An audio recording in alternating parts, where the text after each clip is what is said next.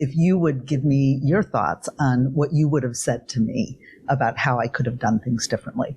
Now your kids are teaching you and giving you feedback. It's like, it's so powerful.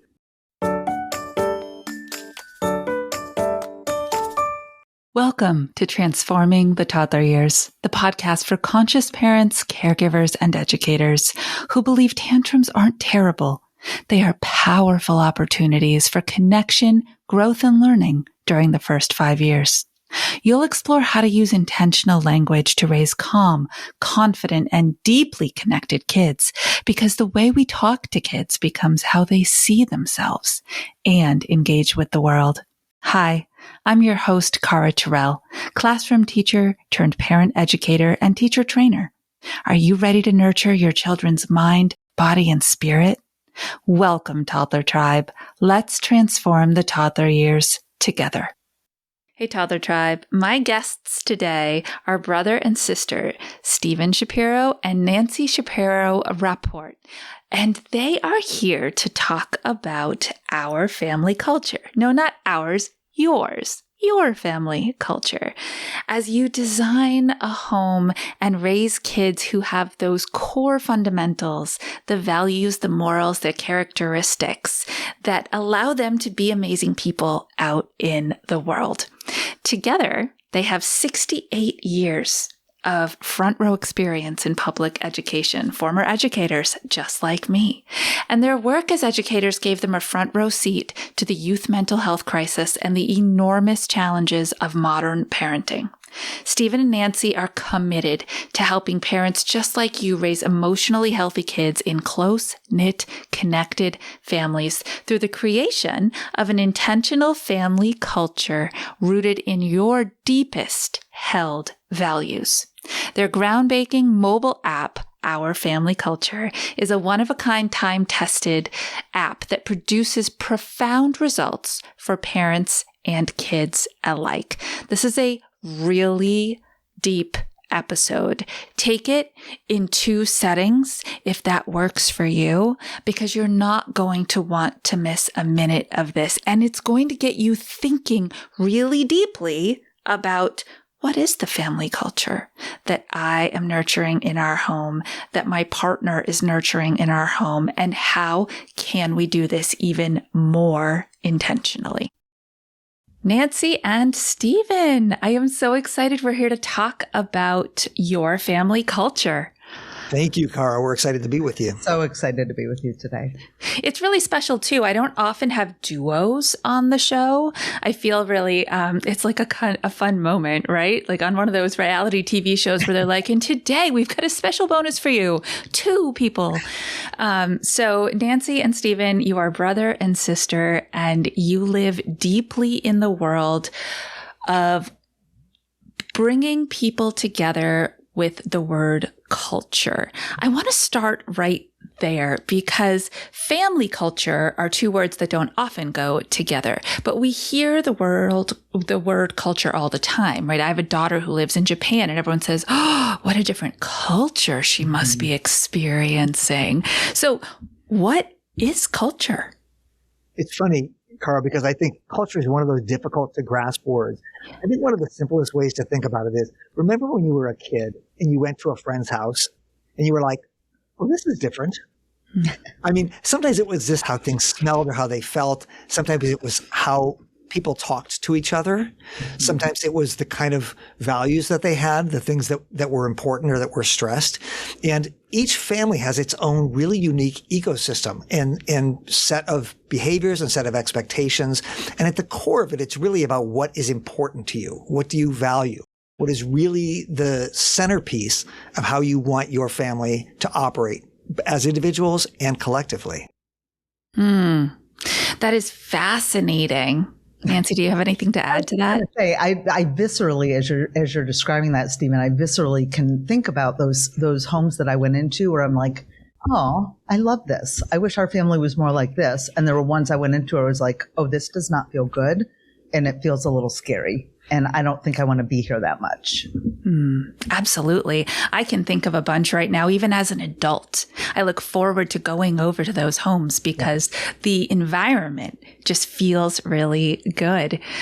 So one of the things that I was thinking about as we were preparing for this interview is the fact that as human beings, we kind of have this belief system that culture pre-exists us, right? That we're entering it.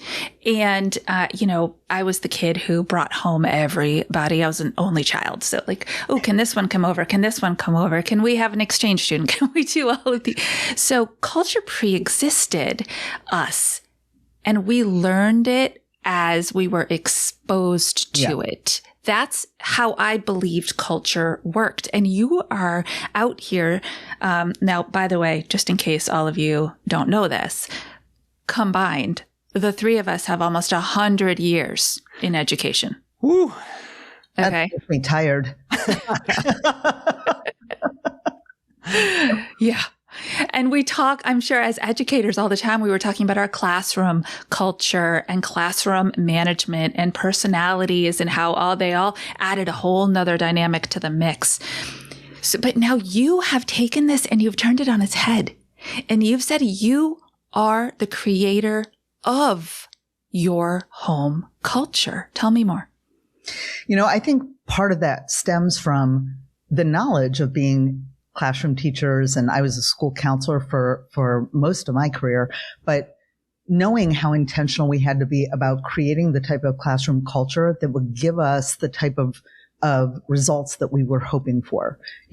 How did you want your kids to feel when they walked in your classroom? What did you want learning to feel like for them? What did you want relationship to feel like for them? And, as we talked, Steven and I, after our retirement and our plans for what we wanted to do together, it was like, families have that same opportunity. Every group of people has a culture. It doesn't matter, a friendship group, right? That's why when you hear kids talk about their friend group, it's like that group has a culture. There's another group that has a different culture, but each family has its own distinct culture. And it's going to have that culture, whether they plan for it or don't. And so we thought, wouldn't it be great if we could design a system where families could design the culture that they want to build for their family so that they can raise the type of kids that they hope to raise. Yeah, I love what you say, Cara. On your website, you say it starts with a clear vision of who you want to raise. And so that's what this is about. And I think it's interesting. I love the way you framed the question because most of us do not have a lot of experience creating cultures when we start a family because we've adopted the culture of our teachers in the classroom or our parents in our home or our employers when we go to work. And so I think what's challenging for many parents is that the very first time that they're actually in charge of creating a culture is the most important culture they'll ever create, which is their family. And so this, I think in some ways, we maybe had an advantage as educators because we got to practice. Your first year teaching, I know I built a culture that was not really what I cared about. It was about compliance and about following rules. And then as I got further into it, I thought, no, I really want to center curiosity and critical thinking. And I want to center support, and encouragement of other ideas and considering new. So, it takes a while to develop that. And so we realize that parents are out there, especially young parents are doing this for the first time. And it's really, we set out to say, how can we make this really easy for parents to be thoughtful and conscious and intentional about creating the kind of family culture and raising the kind of kids that they hope to one day know as adults. Absolutely. Oh, I know. When we first met, we met quite by accident, but not by accident. This was meant to happen. So I was wondering if you would give me the grace to share my personalized parenting mission statement. Love it. Like what you're saying, as a teacher, when I was pregnant with our first, I realized this job that I was about to set out and do to raise another human being 24/7, right? Not the ones that go home at the end of the day. I needed a vision. It mattered to me so much. So I actually sat down in the year 2000 and I wrote this. My goal is to raise confident, independent, socially well-adjusted children who have the skills they need to grow into adults, who can embrace who they are, advocate for themselves, and take responsibility for their choices, while simultaneously bringing compassion and empathy to their relationships in all settings they live and work in, therefore adding value to the world. Wow. And when I read it back and I looked at my swelling belly, I said to that little girl in there, that's a really exciting vision. And now I feel overwhelmed and a little terrified because it's such a big job to gift you with.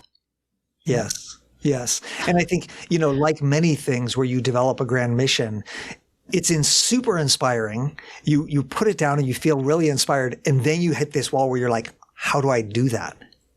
What steps do I take to make that happen? And I think when Nancy and I started doing this work, we began with this. What is this mission? What is this vision? And then we got into talking with national thought leaders in culture building, people who spend their lives building culture, and saying, what are the practical steps you take to get from that vision and that mission to like daily implementation that makes that come to life? And that is why I read that, because when I opened your app, the Our Family Culture app, and you took us through some very simple, basic steps, I said, oh my good golly.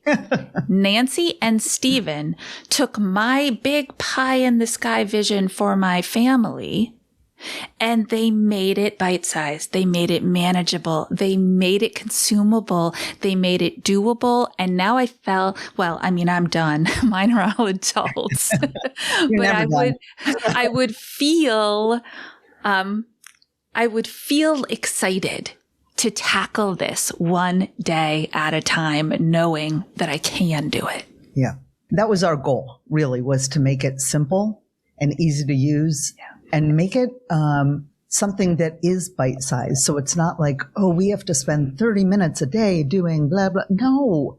Nobody has, like when you do your 30 minutes a day of breathing and, we have all these things. It's like, oh, it's only 10 minutes a day, but those 10 minutes add up. Ours is a couple minutes a day, frankly. Mm-hmm. And it's very intentionally that way. It could be longer. It could be however you choose to spend time with it, but it's designed to be simple. And the reason it's simple is because it's not something you do once. And we all know as teachers that the way we learn is through repetition, by doing things over and over and over again. And so when you have, we call what we have parents select, we call them fundamentals, which are essentially behaviors that are steeped in values. So if we value resilience, we're going to want to choose the fundamental bounce back because it's clear language, right? You can tell your kids, hey, let's bounce back. And it's not, hey, let's be resilient. It's, we're going to bounce back. It's much easier. It's much more simple than that. But when you practice bounce back, you don't just do it once. Right. You do it once every X number of weeks, depending on how many fundamentals that you're choosing. And so what's beautiful about that is, this first week that we're practicing bounce back, we might get to 3 different things that we talk about as a family. And then when we practice it again in 15 weeks, maybe we'll get to 4 different things, or maybe just 1. It doesn't matter. You're going to hear it over and over again, which is why we love that we get to talk to your toddler tribe. Because can you imagine if as toddlers, kids are starting to hear the language of the fundamentals, the behaviors that we want out of them? It's just an incredible opportunity at that age. Yes. And so, I run around the world saying to parents, you are your child's first teacher, which is absolutely a true statement. And just like you're saying with culture building, it happens organically for good or otherwise, right? It happens by default or it happens by design. But what this twist that you're adding that makes it even more powerful is you are your child's first moral center and value-driven decision maker. You are your child's culture builder. And what I love that you say in your introduction is, please do not pick fundamentals. I mean, I call them, if you work with me, I call them characteristics that we're like skill building that we're doing. But please do not pick fundamentals that you yourself are not willing to commit to behaving around and living out in your life. I cannot tell you how my body still physiologically responds to the phrase, do as I say, not as I do. Yeah, there's a James Baldwin quote that we like to talk about, which is, children don't often, I'm paraphrasing, but he said, children don't often listen to what adults say, but they never fail to notice what adults do. And so part of building a culture is not just telling your kids you should be this way, but it's actually modeling for them. And one of the beauties of the app that we've designed and the system that we've designed is it not only helps you raise great kids, but it helps you be a better person, a person more aligned with who you wish to be in the world. And that's a funny side effect of, we show up for our kids. And what ends up happening is we become better. And oftentimes our marriages become better because we're having better conversations with a parenting partner if we're parenting with a partner. So yeah, it's really, the whole process is such a glorious ride. It's human evolution. It's beautiful. And it's also the interconnectedness of your family. So it's not just that you want to have good relationships with your kids. You want your kids, if you have more than one, to have good relationships with one another. Yes. Know how, when you are part of this family, this is how we are with each other. This is how we talk with each other. This is how we listen to each other. These are the things that we do. So they are practicing that with their tribe, with their group of their home base, literally their safety. And so that when they practice that and they know how to do that in their family, then they can also go out and practice it in the world. And by doing that, they're able to impact and influence others. Yes. And those are the kids that when they start their first traditional learning experience, whether that be 3 years old stepping into that preschool classroom or 5 years old stepping into the kindergarten classroom, that the teachers are like, oh, we got a good one here. Yes. And not only do we have a kid who I know can regulate in my classroom, is going to be teachable and positively be a good friend to other people, I bet we also have a parent who is going to be involved and is going to help our classroom culture build as well. So the work starts at the very beginning. And I could not be more excited for people to explore this. Yeah, I love that too, because one of the questions that we had when we were building this system is we had focus groups and interviews with a lot of parents. And one of the questions we asked is, what's something that a teacher could say if you went in for a parent-teacher conference about your kid that would make your heart sing? And we've sort of designed a system to help you raise that kid.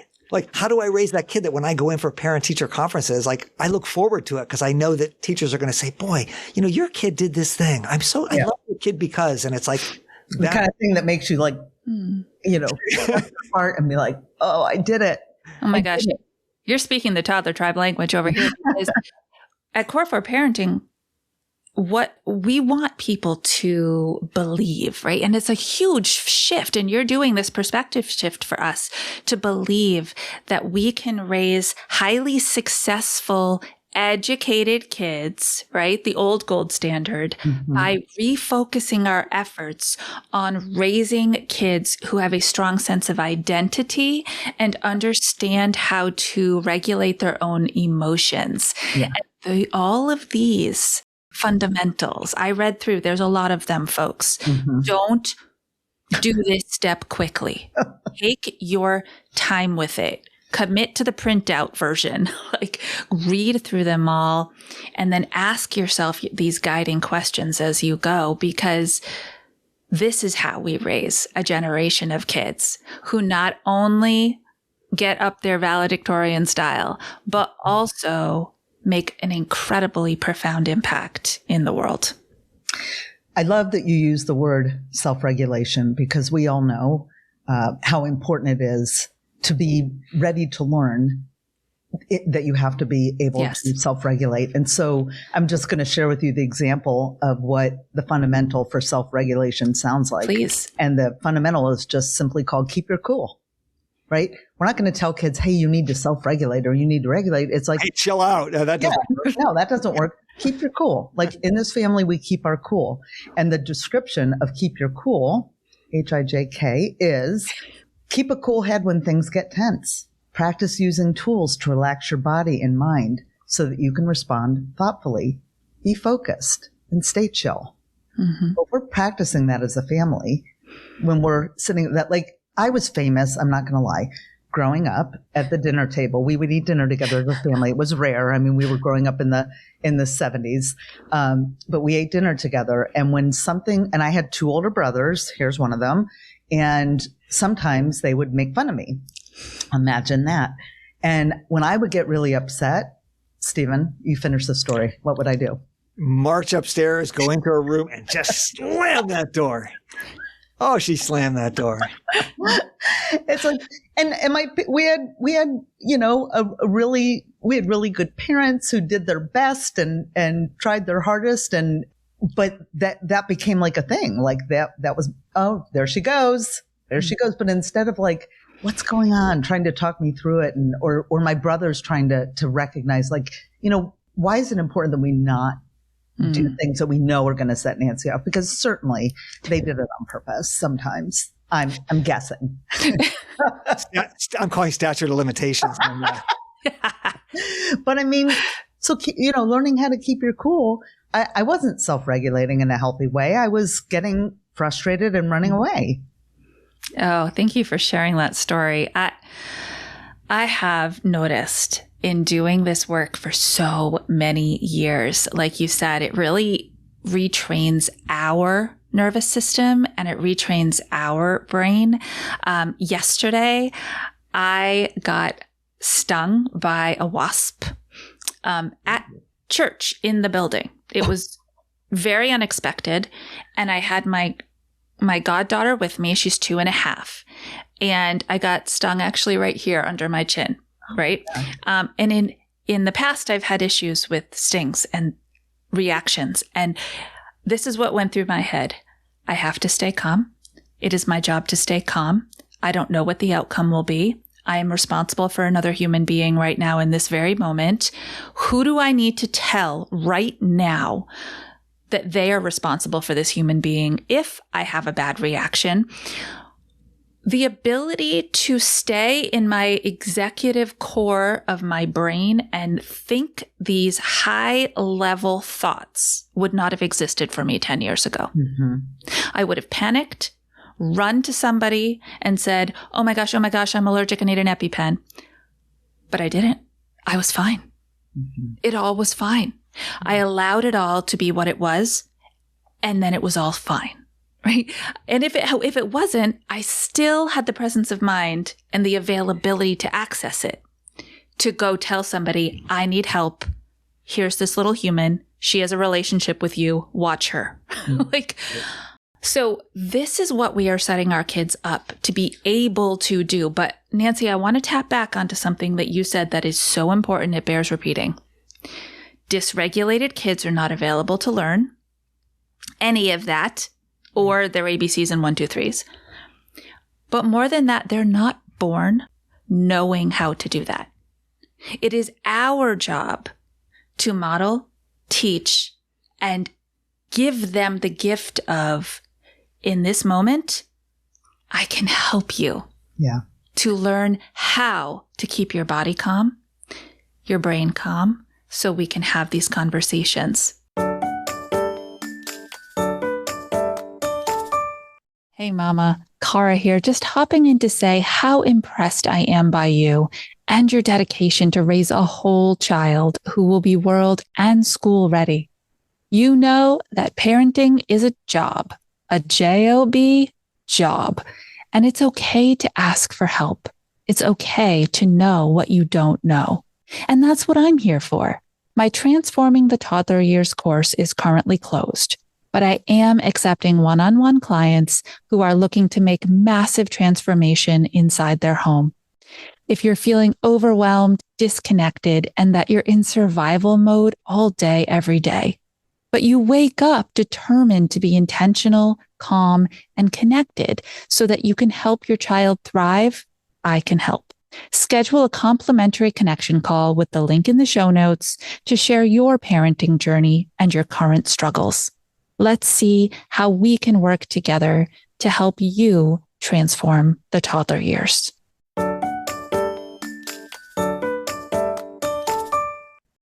I want to take this a little bit sideways for a moment, okay? Because I feel like everything we're describing right now, it's so beautiful. It's rosy and it's sunny. It's full of possibility and hope, and it's all my favorite things. In a two-parent household where everybody's engaged and maybe there's one, maybe there's multiple kids, we don't live in that world, right? The primary household model in the 21st century is that there's at least two, and many kids bounce back and forth between. And that sibling connection that you were just describing a few minutes ago, and wanting to foster healthy relationships across families. I know that the primary person who signs up for this app of yours is in charge of all the button pushing, but that other people can be on the app with them. Talk to me about your research and not your expectations, but your experience with blended families and how this is building a family culture across homes. Yeah. Well, I mean, I think I'm particularly sensitive to that because Steven is that first family, the two-person, intact family. And my family was the one where, I got divorced when I was in my late 30s, and my former husband and I had a son with special needs. He's on the autism spectrum. And so it was a very different way of parenting because our daughter was like that. If I tell people all the time, if I would have stopped having kids after her, I would have thought people were crazy. This parenting thing was a piece of cake. And I have my son, I always say, to keep me humble and to make me a better person and to make me a better educator. And he has done that for me. Mm-hmm. But I think our hope, so when we first set out to do this work, our hope was that we would be able to help families be able to communicate with one another, even if they weren't intact. So, originally, actually, we wanted to build something to help our children. And that was our goal. Like, we want something our children can have when they go to raise their families. Mm-hmm. And then we're like, oh, this is making us better, even as parents of adults. This is making us better parents and better able to engage. But the vision is that, and it's not going to work for everybody. It just won't. But if you are able to, and we all know, I mean, as educators in particular, and I think just on a very common knowledge of basis, we know that even if a relationship, if there never was a marriage, if there is a marriage that broke up, whatever it is, and you've got parents, 2, sometimes 3, sometimes more, the best way that we can support our kids and focus on the kids is to work together. Does it always work? No. But the way we've set up our family culture is so that if you want to try to work together, this gives you an avenue to do it. And even if you don't agree on all the different things, you still have the opportunity to, I mean, I hope we've gotten from most parents that most parents want their kids to be kind, right? Yes. We hope that that's the case for all families. So if you're trying to raise kind children, then you can agree that practice kindness is one of the fundamentals that you want to work on.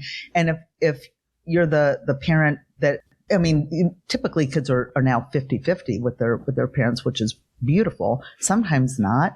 But even if you're not the parent that the kids are with primarily, you can still practice those same things to have some cohesiveness and some language to work through with your former partner mm-hmm. and with your children. And you focus on the kids that way. And that really has always been the goal, right? As teachers, we were always trying to bridge that for the kids. Oh, here's what's working at school. You could say these words at home. You could try this strategy at home. This is the transition song that's been working really well. So if they hear the same thing and they're modeled the same thing across all settings, then it becomes kind of that transitory culture. They carry it with them. What do you think about that, Steven? I'm going to say something a little radical, which is that I think that yes, sometimes families are separated and or we're never together and there's this challenge. But I think also sometimes families separate because of disputes about child raising. Mm-hmm. And parents have different values and different beliefs. And like, why aren't you doing it? Why do you say this in front of the kids? Why? And parents fight about parenting a lot.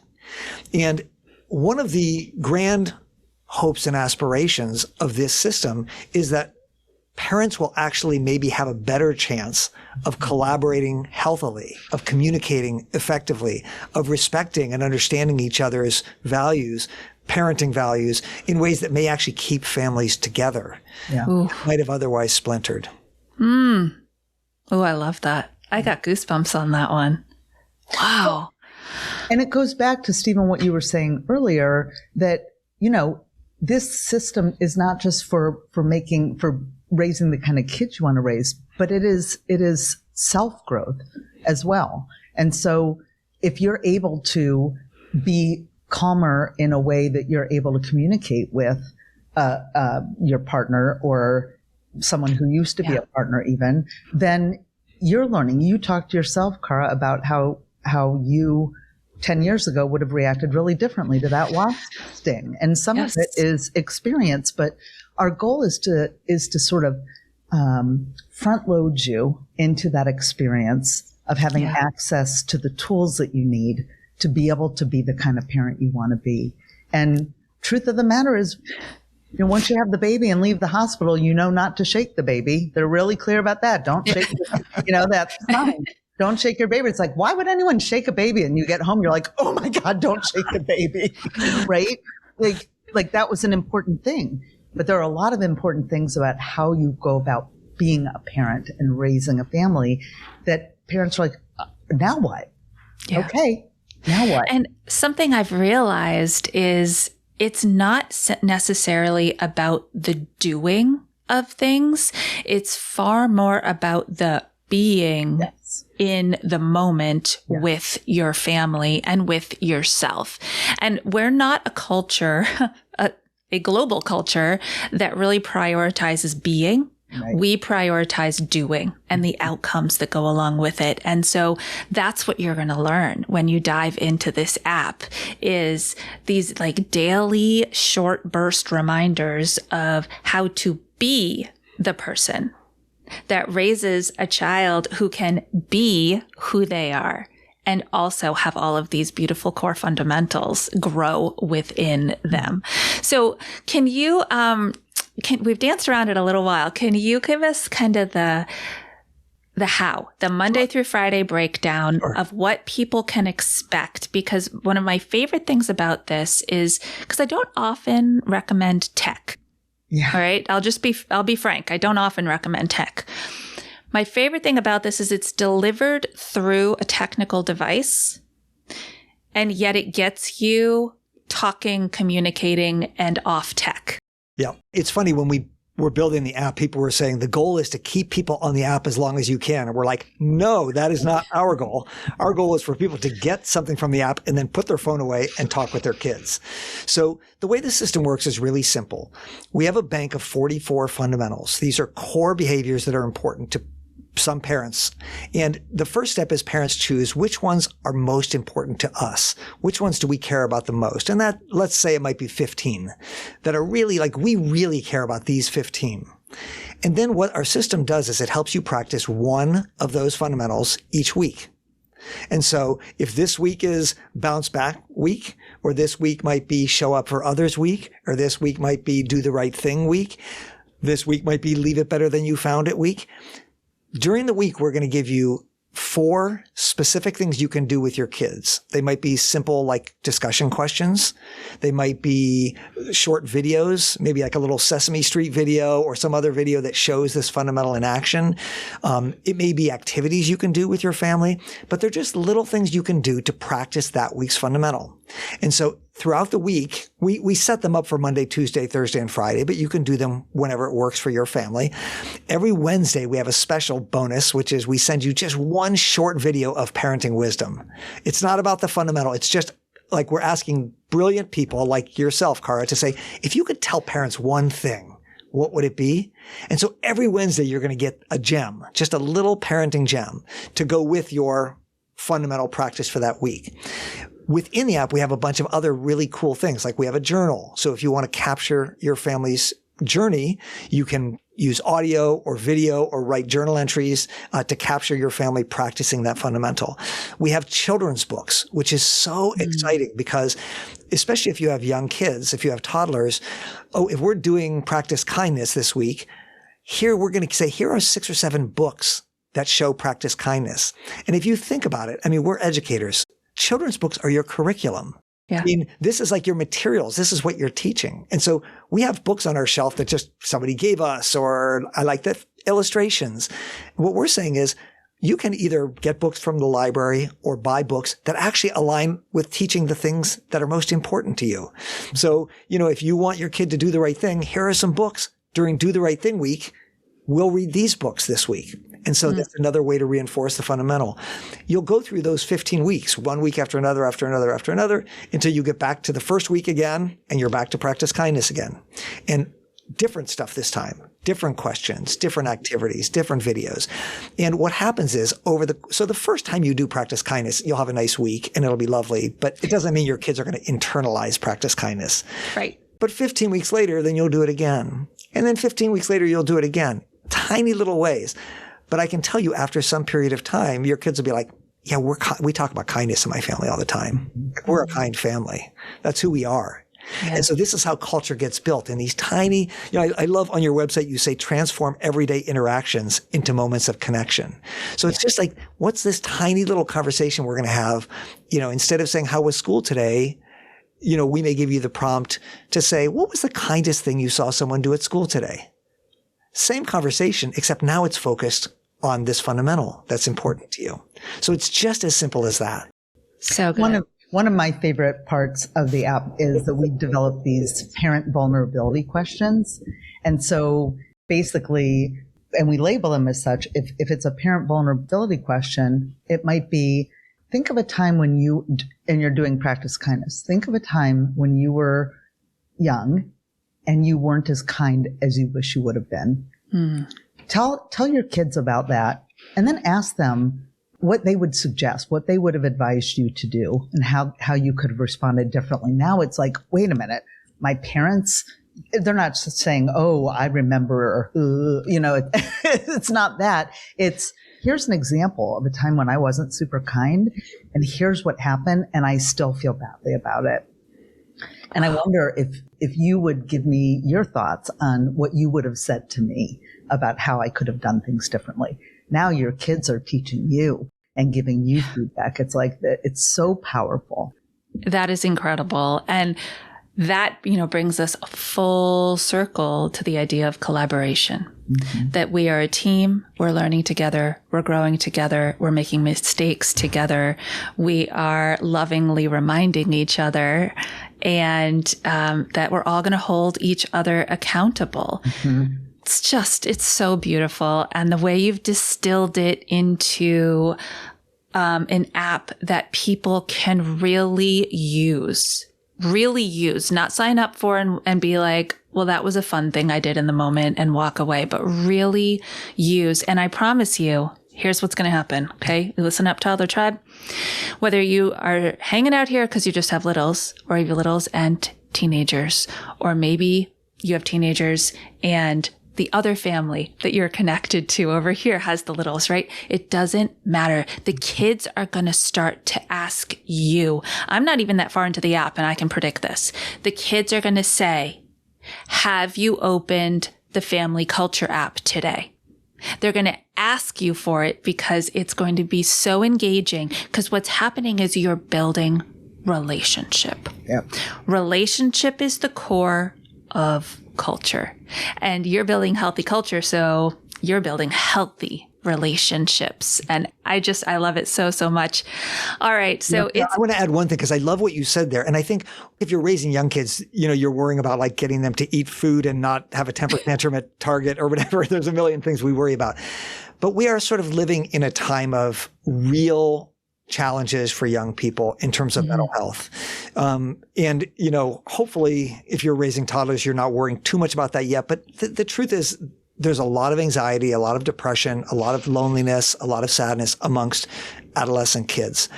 And one of the things you said just then that I think is really important is that part of what we're trying to do is help parents build families that are so connected, that kids feel so much a part of, that they will never feel alone in the world. And, I'm sort of joking up telling this story, but like when somebody asked me when I retired, they said, what are you most proud of? And I had this really amazing career, profound, impactful career as an educator. And I said, the thing I'm most proud of, it was easy for me to answer. The thing I'm most proud of, you can see them back there, is I raised 3 kids who love each other so much and feel so connected to each other that I know that no matter what happens to my wife or me, they will never be alone in the world. And that, in the end, is the ultimate gift we give our kids, which is the creation of belonging in a family so deep that they know that they will never be alone and never walk alone in the world. You're absolutely right. You're absolutely right. And the other token of it, right? We work so hard to create connection and relationship and belonging and unity. And all of it is for the ultimate goal of them being able to do this thing called life on their own. Yeah. Right? All of it is for the future independence, for the future autonomy, for the, I have to share, my daughter is getting married in July and I won't be there. I have a whole podcast episode about it. We listened to it. Oh, you did? Yes. However, okay, I wanted to share what my podcast editor had to say about it. Okay. It must be hard for you all, but I admire you giving the freedom and independence for her to live the life that she wants to live the way she wants to live it. I don't know how to put this in words, but in India, a different culture, parents always meddle in their children's lives and are often the main reason to destroy it. It goes on. I'll stop there. I was blown away.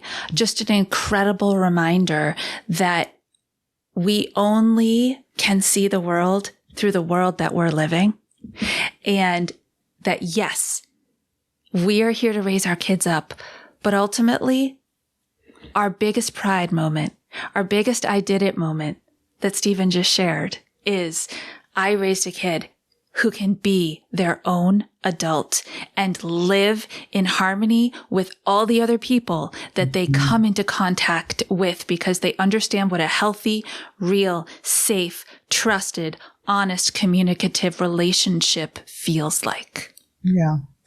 As you're saying that, Cara, it makes me really think about listeners that you might have that are saying, well, I wasn't raised in a family like that. Well, I didn't learn that. I don't know how to do that. And I think what Steven and I would like to say to that is using and practicing the system that we built, we hope that it will teach you those things that you feel like you didn't learn and didn't have, that we're going to guide you and that we're real people. We're here and we want to build an Our Family culture community where people are sharing with each other and learning from each other and growing together. And so if that's not something that you as a parent got to experience when you were young, that doesn't mean you can't provide that for your kids. In fact, some of the greatest parents out there are the ones who know what it felt like to not have that safety and security and are absolutely committed to providing it for their kids. And you too are treating this as a legacy project and as a gift, a service gift to the world. And as such, it doesn't actually cost a lot for people to become part of building their family culture. Tell people how to sign up. Yeah, you just go to just go to Our Family Culture on the App Store. I mean, if you have a website you can check out, of course, but if you can go straight to the App Store or put in Our Family Culture, we priced it really low. I mean, we know that a lot of families spend a ton of money on a lot of things, from the stroller to the, gymnastics to all the things. It's really expensive being a parent. And we did not want anyone to feel like, boy, I'd love to build this really great family, but this is too expensive. And so Nancy and I are much more interested in having impact and making a difference than we are in making a buck. And so we priced the app super low. It's affordable. And I would say this, if you look at the app and it's like a cup of Starbucks, big Starbucks cup a month or something. If you can't afford that, send us an email. We'll work with you. We'll figure it out. Our goal is that everybody should have access to this system who wants to raise great kids and have a strong family. So just go to the App Store, download it. The first thing you'll get is a chance to hear from Nancy and me about picking your family's fundamentals. You'll get into the conversation about which fundamentals you want to choose. And the first week will show up and you'll be off and running. Culture over coffee. I love it. If you're choosing culture instead of a cup of coffee, they're here for you. Good stuff. All right. Thank you so much to the two of you for your already legacy service, all the students that you impacted and the beautiful humans who you have raised who are now out in the world, and for all these families that are going to enjoy the ripple effects of becoming really connected, culture-based people. Thank you, Cara. Thank you, Cara. Thanks for your contribution as well. You're doing great things. I love to be connected to people like you. All right, Toddler Tribe, you know what to do. Until our next episode, stay mindful and proactive. Go get yourself this app, and we'll see you in our next show.